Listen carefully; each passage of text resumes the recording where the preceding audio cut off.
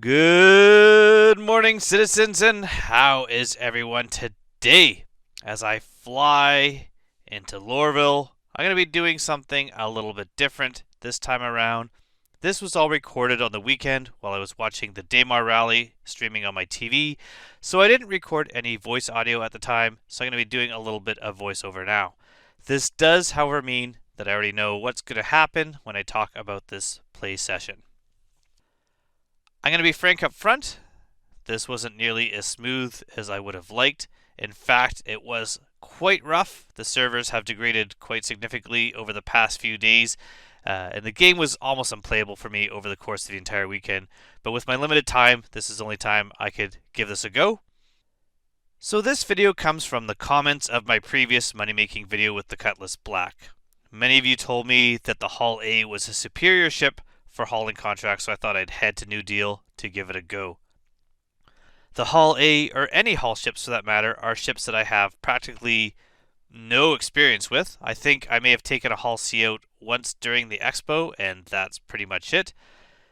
That's one of the ships that kind of slips my mind, and one that I wasn't even aware was available in game to purchase, so I'm happy to have gotten those comments. I do appreciate any tips or suggestions that someone leaves in one of my videos, so if you ever want me to check out a feature or visit a location or even test out a bug and see if it exists, please leave a comment and let me know. So upon landing at Lorville, I did notice a drop in the frame rates, and then I saw somebody run by me and disappear, kind of blipping along, so this was already a sign that the servers were a bit laggy.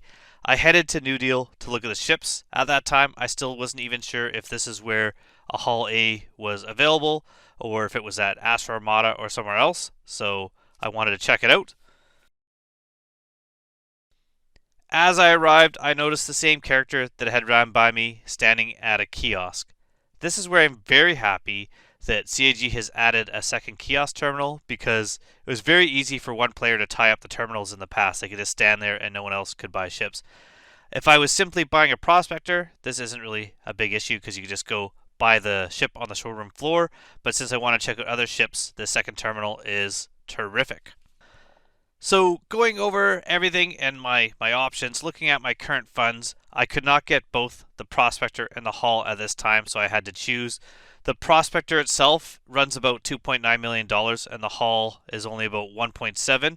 I did decide to get the Hull, and I'm only going to need a few hundred more for the Prospector, but a Prospector also has added costs put onto it. You need to buy a different laser for the mining head, you can buy gadgets, you can buy modules, so the 2.9 is only the base before you even get into mining. So that's why I've decided I'll use the Hull A and work a few contracts, and that's going to help pay to earn the Prospector coming up.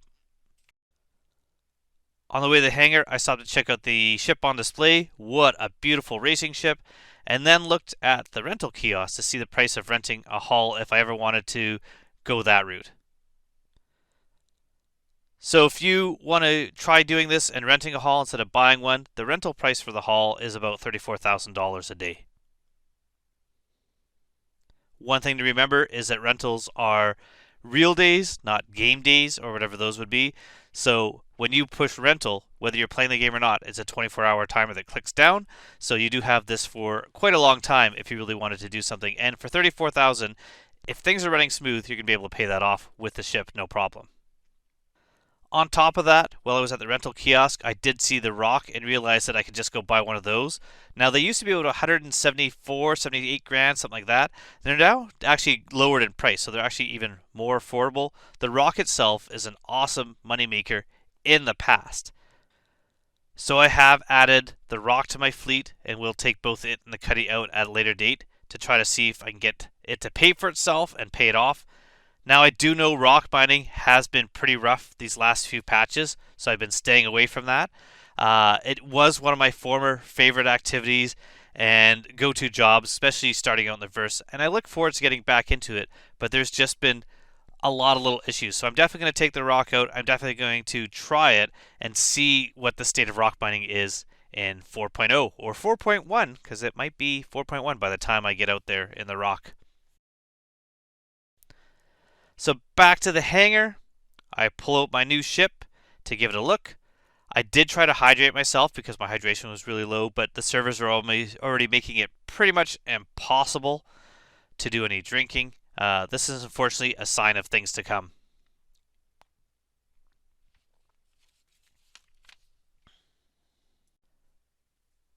So eventually I just put my cups away.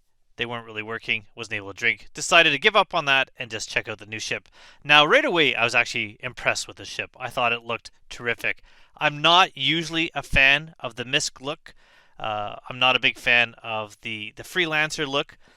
And this does share some of those design shapes, but it also shares some design shapes with the Prospector, and that ship has definitely grown on me. I especially like the front, the canopy and the window. And when I was looking at this from the outside, I actually thought this is very similar to the front of the Prospector, and it would have the same kind of visibility. Because if you look here, all this glass on here, I was actually surprised inside to find that that wasn't the case. And it's definitely better than Freelancer, but a lot of that glass is kind of under a dash because it's not really showing you what you'd be able to see. There is looks like a port on that side, like an airlock, but it's not something that's accessible. I think it's just to keep the look balanced. On this side, this is kind of an issue I had originally checking it out, is that the interaction for the airlock is up there. It took me a while to figure out that the interaction to climb into the ship or to enter the ship isn't the same one as opening the airlock, which would be used for if you're in space in EVA. So here I am trying to figure this out, how to get the ladder to let me in. It wasn't until I looked around a bit more that I realized the interaction is actually a lot lower, a lot easier actually to find. So if you looked now at the bottom, I just didn't notice that. It wasn't really immediately evident, and that's because the Prospector, you do look up and enter it from looking up from the doorway. So nice little interior here, very similar to the Prospector in size as far as the interior. This one here does have a little bit more with a separate bathroom here at the back, but overall pretty spacious for a short haul ship. Even longer hauls, if there's any time where you're ever actually going to be spending time in a ship having to eat and sleep during a move, this would be useful. Of course, the game has moved well away from that, so the whole idea of needing to spend a couple days to go anywhere is definitely gone. Now it's definitely minutes, and then you're landing in another hangar and able to sleep again. But overall, I do like the look. It's got a bunk, it's got little cookies that one day we'll be able to use. We do have storage here, so we have external gun storage on one side and the storage locker to put things in on this side. So you could use this to loot for a bit. Components all easily accessible from the inside here. I think that's pretty awesome as well. There is issues you can see with the server causing whatever is happening there to happen, but we just kind of ignore that. Little cordoned off area to the front here, so the place could be depressurized and you're still okay in your cabin. And this is what I was talking about. You could see underneath the dash there was little windows, but once you're sitting in here, those windows really do nothing. There's no way to see out those bottom windows. Now, when this game gets VR, maybe leaning down and staring under would work, but for now, it's kind of disappointing. From the outside, I thought all this view, like what you have in a Prospector, and this is what you have. It's not as narrow as the mill slot, basically, of the Freelancer, but it's still pretty close. Here's where I'm trying to figure out how to extend the spindle. Looking around that for a bit, but doors open all did not work. So still looking around. There is a button on the dash. Just by holding F and going around, eventually I'm going to find that button. It is right here. Oh, I just passed it. There it is. So we're going to look at that button there, get that to click, and we are good to go. What an animation. I do like that CIG designed this to make sense. Those pieces actually fit in the spaces that they occupy, and then they open up and fold out into that shape. So a really good design feature. However, it is going to lead to some issues with server issues in the rest of this video here. I do like the little extra engines on the bottom and then one main thruster in the back. Would have been good to have something like that still in the the Star Runner with its one main central thruster. I do like that look. I do see how good this is that you can get nice and close to the area. I could actually get a lot closer than what I am here, but easy to remove to maneuver, easy to get around. So we're just going to go and try to load it up. But that is my tour of the ship. Overall, kind of cool. It's got these MFDs. I'm not a fan of them, and the reason why is because look at, like, you have to zoom in like this to read those. From where they are, they either need to be bigger or closer. Like, that is way too far away to be useful at all. Even the ones with the power bars, it's hard to tell what I'm looking at. Those MFDs, really not great. But overall, some of the design in the ship I really like. I do like this little kind of engineering area, airlock area. Then you can either go towards the pilot seat or towards habitation, depending on which way you're going. Overall, pretty cool. I do like on the Prospector, I can open the door and jump out, where this one, it seems the only interaction is to exit, which makes you go down the ladder, so it does slow you down a bit. But here we are. We're going to get some jobs, and we're going to do a little bit of hauling. Not finding any real good jobs here at Lorville, I packed up and headed over to Bajini Point, where I've had better luck. Overall, I think stations are a good location to start because you tend to have direct planetary jobs from the station directly to the surface that pop up for you to take. Despite the issues I've had with this game lately, one fix that was finally put into place was the ability to drink. It was an issue down on the surface of Lorville, but now at least drinking and eating no longer causes my character to black out and die. So I was able to get some crews in me for hydration. Once again, no longer blacking out or relying on respawns and med beds is great.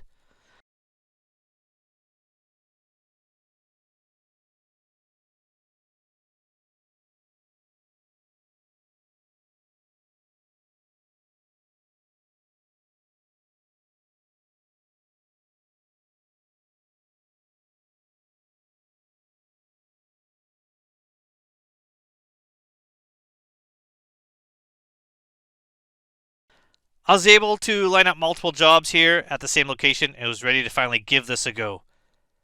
I called both the ship and the cargo. The cargo elevator was a bit glitchy and slow, but eventually delivered my 1SU boxes. I had stored my ship with the spindle extended, so when I retrieved it, it was still extended, but a bit wonky with the cargo grids actually still folded. So I'm not sure if this is a server error or an issue with the ship. I was able to close them down, but not extend them again, and the prompt to extend was blurry and hard to read.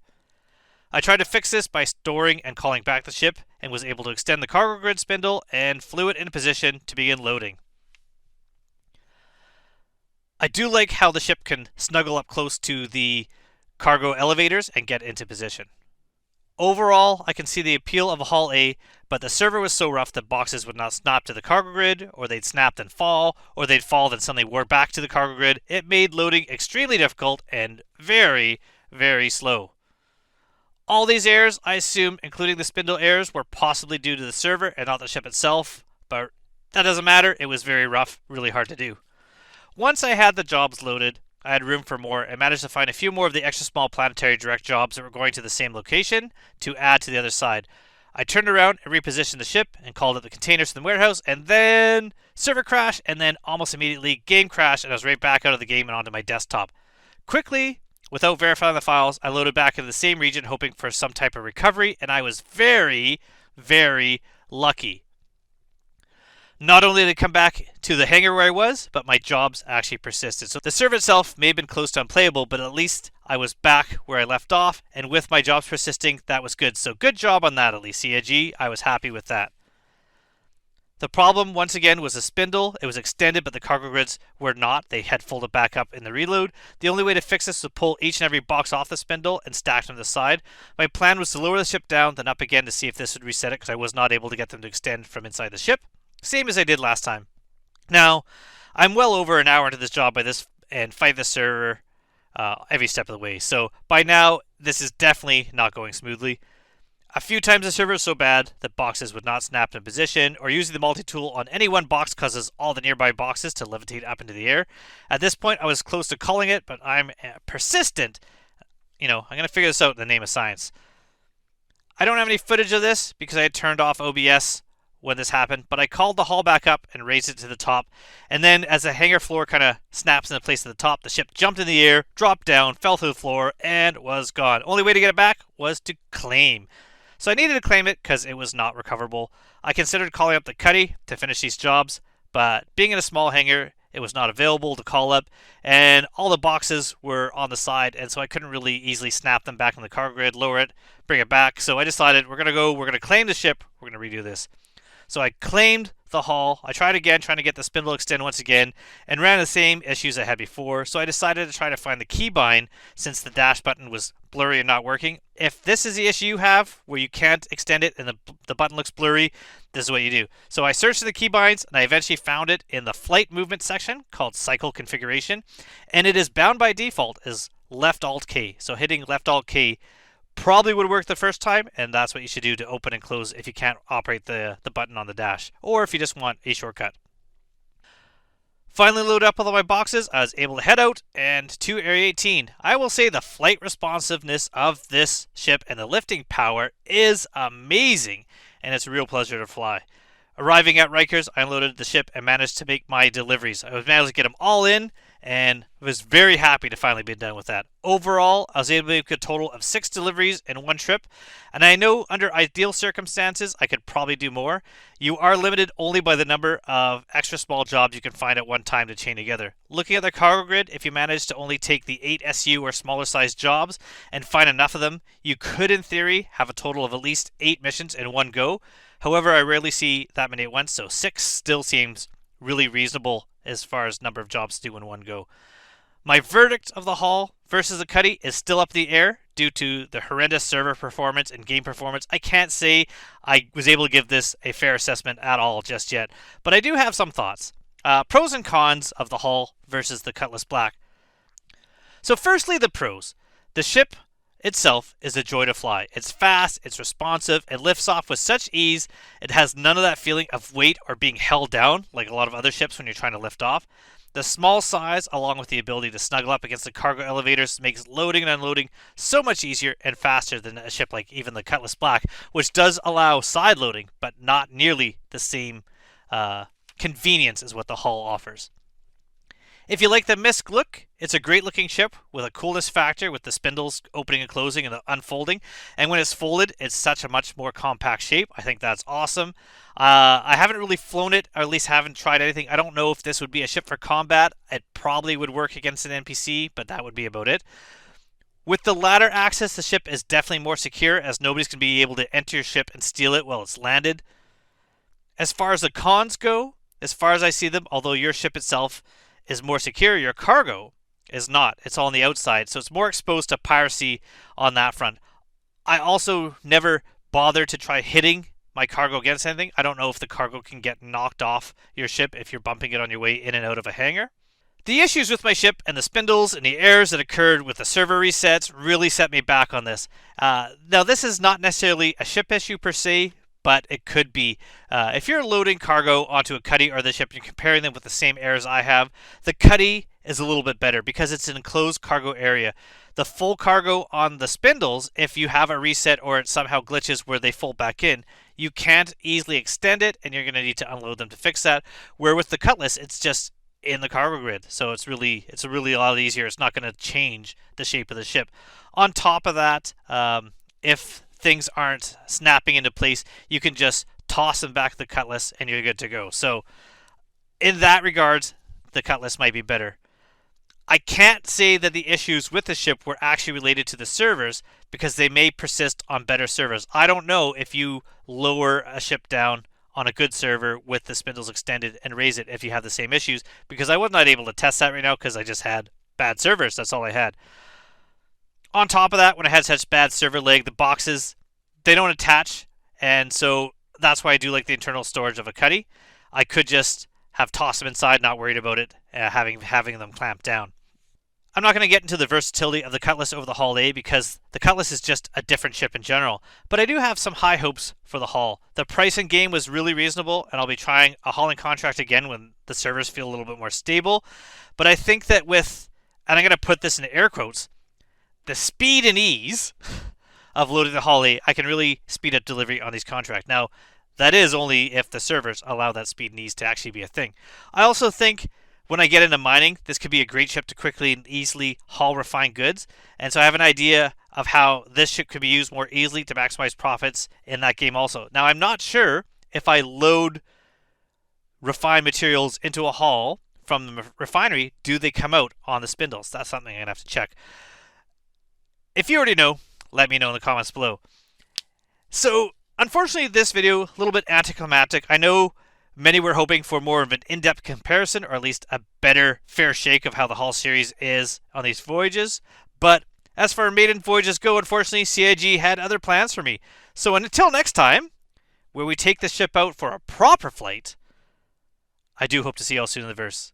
Thank you so much for watching, everyone, and have a wonderful day.